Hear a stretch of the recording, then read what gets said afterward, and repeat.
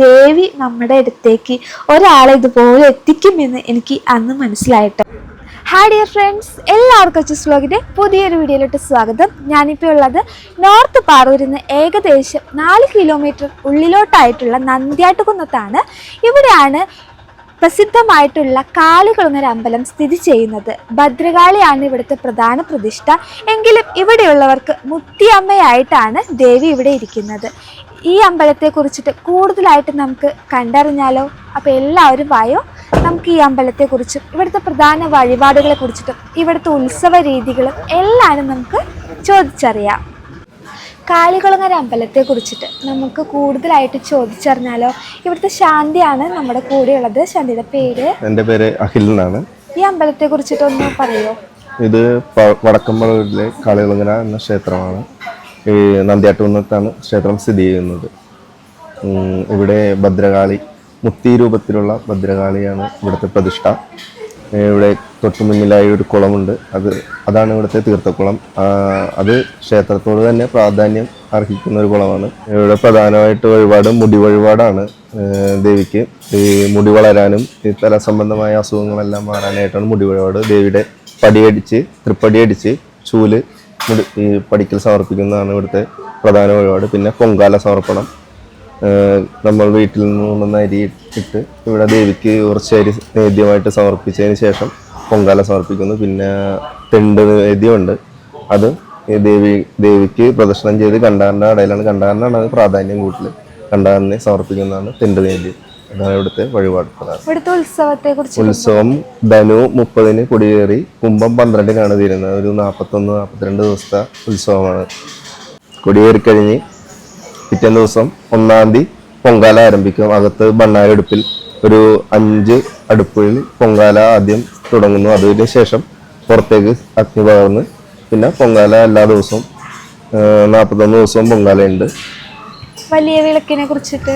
വലിയ വിളക്ക് ലാസ്റ്റ് കുംഭം 12-ന് വെളുപ്പിന് എന്ന് പറഞ്ഞാൽ ശരിക്കും കുംഭം 13-നായിട്ട് വരും. കുംഭം 12 വെളുപ്പിന് ബ്രാഹ്മ മുഹൂർത്തത്തിലാണ്. ഒരു 3:30-4 മണി ആ സമയത്താണ് വലിയ വിളക്ക് എഴുന്നള്ളിപ്പ് നടക്കുന്നത്. ഇവിടെ ഒരു 7 തട്ടിലായിട്ട് വാഴപ്പോളയിൽ അലങ്കരിച്ച ഒരു വിളക്കാണത്. അതിൽ തിരികൾ, എണ്ണയിലിട്ട തിരികൾ കുത്തി ഈ ഉത്സവം ആരംഭിക്കുന്നതോടുകൂടി അതിൻ്റെ പണികളെല്ലാം തുടങ്ങും. തിരിയുടെ പണി ഓരോന്നായിട്ട് തുടങ്ങി 41 ദിവസം കഴിഞ്ഞ് അത് കുത്തിയാണ് ലാസ്റ്റ് ദിവസം വിളക്ക് കത്തിക്കുന്നത്. 7 തട്ടിലായിട്ട് വിളക്കും തിരികളും ഏറ്റവും മുകളിലായിട്ട് തലപ്പന്തം എന്ന് പറഞ്ഞിട്ട് ദേവിയെ അതിലേക്ക് ആവാഹിച്ച് ആ തലപ്പന്തമാണ് വിളക്ക് മൊത്തമായി ക്ഷേത്രത്തിന് പ്രദക്ഷിണം ചെയ്യുന്ന ഒരു ചടങ്ങ്. ഈ അമ്പലം ദേവസ്വം ബോർഡിന്റെ കീഴിലല്ലല്ലോ? ഇത് ശിവഗിരിയുടെ കീഴിലാണ്. ശിവഗിരി മഠത്തിന്റെ കീഴിലുള്ള ക്ഷേത്രമാണിത്. അപ്പൊ ഞങ്ങളോട് ഇത്ര നേരം സഹകരിച്ചതിന് കാളികുളങ്ങര അമ്പലത്തിലെ പൊങ്കാലയെ കുറിച്ച് അറിഞ്ഞപ്പോൾ എനിക്കും പൊങ്കാല ഇടണമെന്ന് ആഗ്രഹം തോന്നി. ഞാനും പൊങ്കാല ഇടാൻ റെഡി ആയിട്ടോ. കളത്തിലേക്ക് അരിയിട്ട് കൊടുത്തതിന് ശേഷം അമ്പലത്തിൻ്റെ അകത്തേക്ക് കയറി ദേവിയെ നന്നായിട്ടൊന്ന് പ്രാർത്ഥിച്ചു. അതിനുശേഷം ശാന്തിയുടെ കയ്യിൽ കലം കൊടുത്ത് അതിൽ നിന്ന് ഒരു പിടി അരി ദേവിക്കെടുത്ത് ബാക്കി തരി നമ്മുടെ കയ്യിൽ തരും. ഒപ്പം തന്നെ കളത്തിൽ ഇതുപോലെ ഒരു കുറിയും വരച്ചു തരും കേട്ടോ. ഇനിയിത് നല്ല വെള്ളത്തിൽ കഴുകി ശുദ്ധമായ വെള്ളം എടുത്ത് നമുക്ക് പൊങ്കാല ഇടാനായിട്ട് തുടങ്ങാം. തേങ്ങ ചിരകി വീട്ടിൽ നിന്ന് കൊണ്ടുപോകേണ്ടവർക്ക് അങ്ങനെ കൊണ്ടുപോകാട്ടോ. ഞാൻ തേങ്ങ ചിരകാതെയാണ് പോയത്. അമ്പലത്തിൽ വെച്ച് തന്നെ തേങ്ങ ചിരകാനുള്ള സൗകര്യം അവിടെ ഒരുക്കിയിട്ടുണ്ടായിരുന്നു. ആദ്യം നല്ല വെയിലത്തായിരുന്നു ഇതിട്ടായിരുന്നത്. പിന്നീട് അവിടെ ഉണ്ടായിരുന്ന ചേട്ടന്മാർ തണലത്തേക്ക് അത് മാറ്റി തന്നു. അങ്ങനെ ഞാൻ തേങ്ങയൊക്കെ ചിരകി എടുത്തു വെച്ചതിന് ശേഷം പൊങ്കാല അടുപ്പ് റെഡിയാക്കിക്കൊണ്ടിരിക്കുകയാണ്.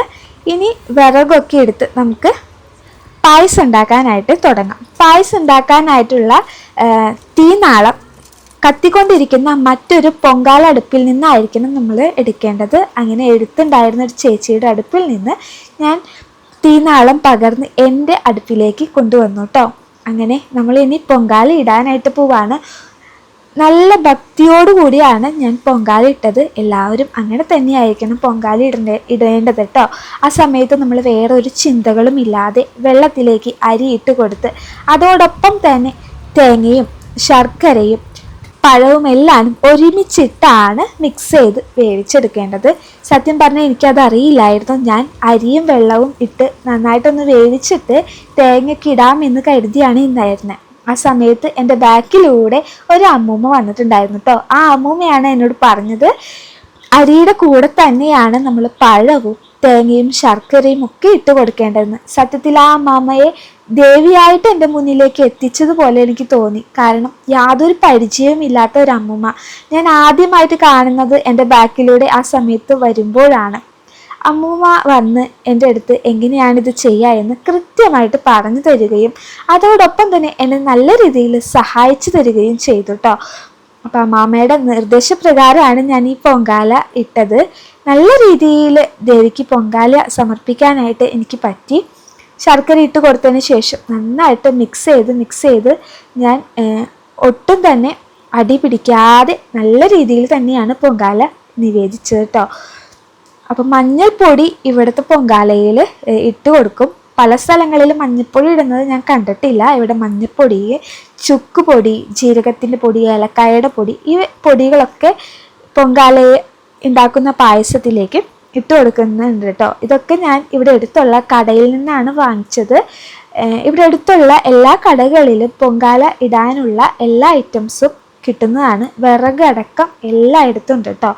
അപ്പോൾ ദൂരദേശങ്ങളിൽ നിന്ന് വരുന്നവർക്കും പൊങ്കാല ഇടാനുള്ള എല്ലാവിധ സൗകര്യങ്ങളും ഇവിടെ പ്രദേശവാസികൾ ഒരുക്കിയിട്ടുണ്ട്. ഇനി നന്നായിട്ട് മിക്സ് ചെയ്ത് ഞാൻ വേവിച്ചെടുക്കുകയാണ്.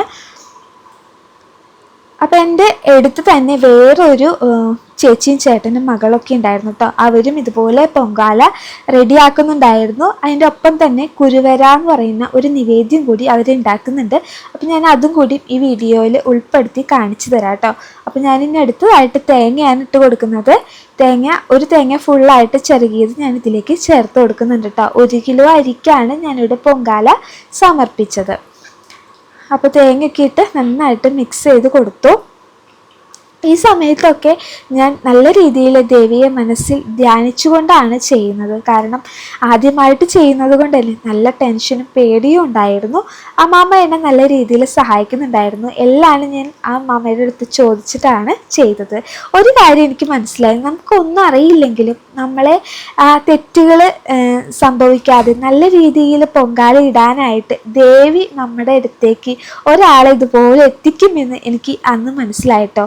ലാസ്റ്റായിട്ട് ഞാൻ ഇട്ട് കൊടുത്തത് ചുക്കിൻ്റെ പൊടിയാണ്. ചുക്കിൻ്റെ പൊടിയും കൂടി ഇട്ട് കൊടുത്തതിന് ശേഷം നന്നായിട്ട് ഒന്നും കൂടി മിക്സ് ചെയ്തു. അപ്പോൾ എടുത്തുണ്ടായിരുന്ന ചേച്ചിയുടെ പൊങ്കാല പായസം റെഡി ആയിട്ടുണ്ടായിരുന്നു. ചേച്ചി അത് ഇറക്കി വെച്ചിട്ടുണ്ടായിരുന്നു കേട്ടോ. അതിനുശേഷം അടുത്ത കുരുവരയാണ് ചേച്ചി ഉണ്ടാക്കുന്നത്. അത് അരിപ്പൊടിയിലേക്ക് തേങ്ങ, ശർക്കര, പഴം, ചുക്ക്, ഏലക്കായ, ജീരകം ഇതെല്ലാം ചേർത്തിട്ട് നന്നായിട്ട് കൈ വെച്ചൊന്ന് മിക്സ് ചെയ്യുക. കുറച്ച് നെയ്യും കൂടി ചേർത്ത് കൊടുക്കുന്നുണ്ട് കേട്ടോ. ആവിയിൽ വേവിച്ചാണ് കേട്ടോ ഇത് തയ്യാറാക്കുന്നത്. ഇത് കണ്ടില്ലേ, ഇതുപോലെ നമുക്ക് ഇഷ്ടമുള്ള ഷേപ്പിലേക്ക് ഇങ്ങനെ ആക്കിയിട്ട് വെച്ച് ആവിയിൽ വെച്ച് വേവിക്കാം. ഈ സമയത്ത് ആ ചേച്ചി എന്നോടും ചെയ്തോളാൻ പറഞ്ഞായിരുന്നു. പക്ഷെ ഞാൻ ചെയ്തില്ല കേട്ടോ. കാരണം അവരുടെ വഴിപാടിൽ ഞാൻ കൈവയ്ക്കുന്നത് ശരിയല്ലല്ലോ. അപ്പം അതുകൊണ്ട് ഞാൻ ചെയ്തില്ല. എല്ലാണ്ട് നോക്കി നിന്ന് കണ്ട് മനസ്സിലാക്കി ഇനി അടുത്ത വർഷം വരുമ്പോൾ എനിക്ക് ഒറ്റയ്ക്ക് ഇതുപോലെ ചെയ്യണമെന്ന ആഗ്രഹമുണ്ട്. അതിന് ഇവിടുത്തെ മുത്തിയമ്മ എന്നെ അനുഗ്രഹിക്കട്ടെ എന്ന് ഞാൻ പ്രാർത്ഥിക്കുകയാണ്. അപ്പോൾ ഈ സമയമായപ്പോഴേക്കും എൻ്റെ പൊങ്കാലയും റെഡി ആയിട്ട് വന്നിട്ടുണ്ടായിരുന്നു കേട്ടോ. അപ്പോൾ ഒരു വാഴ ഇലയിലേക്ക് കുറച്ച് പായസം എടുത്തിട്ട് കണ്ടാകരണ സ്വാമിക്ക് നിവേദ്യമായിട്ട് നമ്മൾ അർപ്പിക്കണം. അങ്ങനെയാണ് ഏറ്റവും ലാസ്റ്റ് നമ്മൾ ചെയ്യേണ്ടത്. അപ്പം അതുപോലെ തന്നെ ഞാൻ ഒരു വാഴ ഇലയിലേക്ക് പായസം എടുത്ത് കണ്ടാകരണ സ്വാമിയുടെ അടുത്തേക്ക് പോവാണ്. ഈ സമയത്ത് സ്വാമിയുടെ നട അടച്ചിട്ടൊക്കെ ആണെങ്കിലും കുഴപ്പമില്ല, നമുക്ക് പായസം നിവേദിക്കാനുള്ള ഒരു സ്ഥലം അവിടെ ഉണ്ട്. അപ്പോൾ അവിടെ വെച്ച് കൊടുത്തിട്ട് നന്നായിട്ടൊന്ന് പ്രാർത്ഥിക്കാം. അപ്പോൾ ഇത്രേ ഉള്ളൂ. ബൈ.